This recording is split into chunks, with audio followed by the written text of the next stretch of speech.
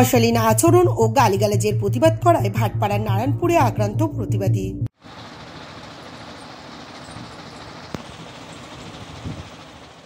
তোমার যাদব আঙ্কেলকে জিজ্ঞেস করবে, আমার নাম তাহলে বুঝতে হবে। সে তো যাদব আঙ্কেলকে। অশালীন আচরণ ও গালিগালাজের প্রতিবাদ করায় ধারালো অস্ত্র নিয়ে হামলা চালানোর অভিযোগ উঠল ভাটপাড়া থানার অন্নদা ব্যানার্জি রোডের নারায়ণপুর খেদাইতলায় শনিবার সকালের ঘটনা। স্থানীয় সূত্রে জানা গিয়েছে, এদিন সকালে খাবারের দোকানে আসেন 3 যুবক।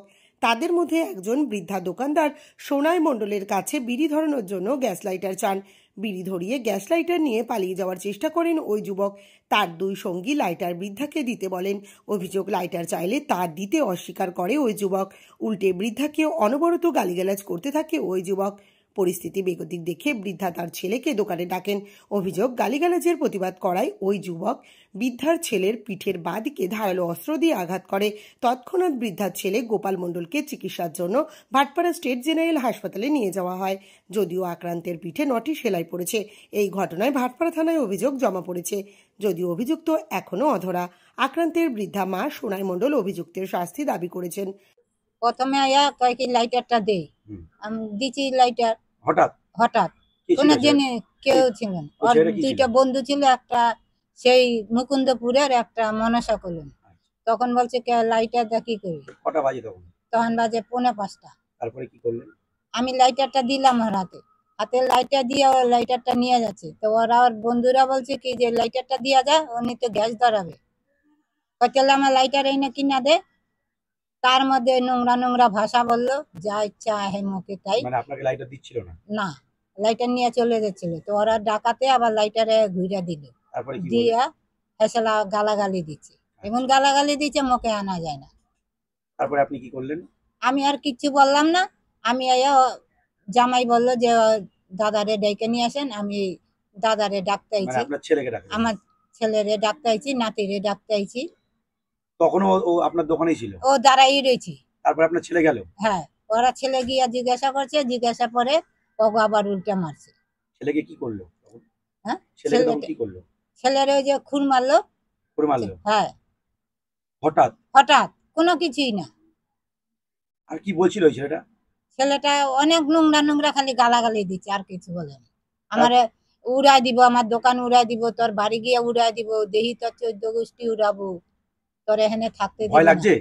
হ্যাঁ, তখন ভয় লাগছে না? আমার হাত পা কাঁপছে। আপনার তো এত বছরের দোকান এখানে, হ্যাঁ, হঠাৎ করে এরকম আঘাত করলো আপনার ছেলের উপরে, কি চাইছেন এখন আপনি? এখন চাইছি আমি আর প্রতিশোধ চাই, ওর আমি শাস্তিটা চাই। ওর জন্য শাস্তি হয়? হ্যাঁ, ওর জন্য শাস্তি হয়, আমি এইটাই চাই। পুলিশ এসেছিল আপনার দোকানে? না, আসে নাই। পুলিশের কাছে গেছিলেন? হ্যাঁ। পুলিশ কি বলেছে? বলছে আপনারা যান, আমরা দেখছি।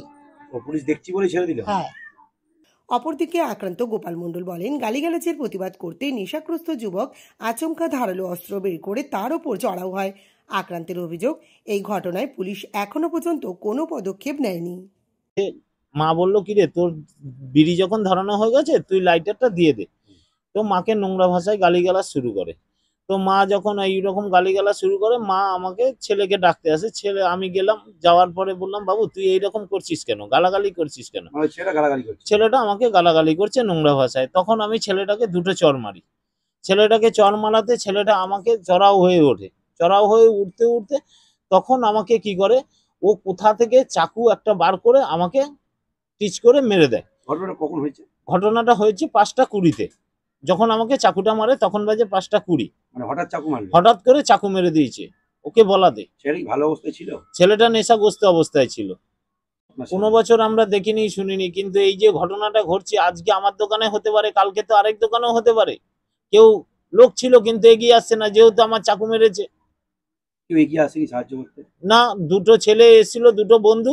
ওরা যেহেতু ধরে রেখেছিল, ওদের হাতে একজনকে চাকু মেরেছে, একজনকে কামড়ও দিয়েছে। আমার বন্ধুদেরকেও মেরেছে? বন্ধুদেরকেও মেরেছে। হঠাৎ ছেলে এরকম করলো, কোনো কারণ নেই? না, কোনো কারণ নেই। পুলিশ এসেছিল? না, পুলিশ আসেনি। পুলিশের কাছে গেলাম, পুলিশ তখন আমাকে বলছে যে প্রথমে থানায় যাও, প্রথমে হসপিটালে যাও, হসপিটাল থেকে চিকিৎসা করে এসে তারপরে তুমি থানায় দেখাও। তো আমরা যদি জিটি না নিয়ে হসপিটালে যাই, হসপিটাল তো কোনো স্টেপ নেবে না। না, পুলিশ কোনো সহযোগিতা করছে না আপনাদের? না, পুলিশ কোনো সহযোগিতা, পুলিশ আসেইনি তো, পুলিশ জিজ্ঞাসাই করতে আসেনি। আপনার দোকানে পুলিশ কোনো স্টেপ নিচ্ছে না। তাহলে মানুষ আমরা কিসের মধ্যে বাস করি তাহলে বোঝেন। মানুষের যদি কোনো ক্ষতি হয় তো পুলিশের কাছে যাবে। মানুষ এখন আর পুলিশের কাছে গেলে নিরাপত্তা পাবে না তো। পুলিশের কাছে নিরাপত্তা কোথায়? কি চাইছেন আপনি? এটা আমি প্রতিশোধ চাইছি, এটা আমি ওকে ধরতে চাইছি, ওর যেন ওর শাস্তি হয়। শাস্তি হয়। আপনার আজকে আমার কাছে করেছে, কালকে আরেকজনের কাছে করবে, এতে তো সাহস বেড়ে যাবে এদের কত না। বছরের দোকান এখানে আপনার? এটা আমার তাও ধরেন 20 বছর, তার বেশি? বেশি ছাড়া কম না।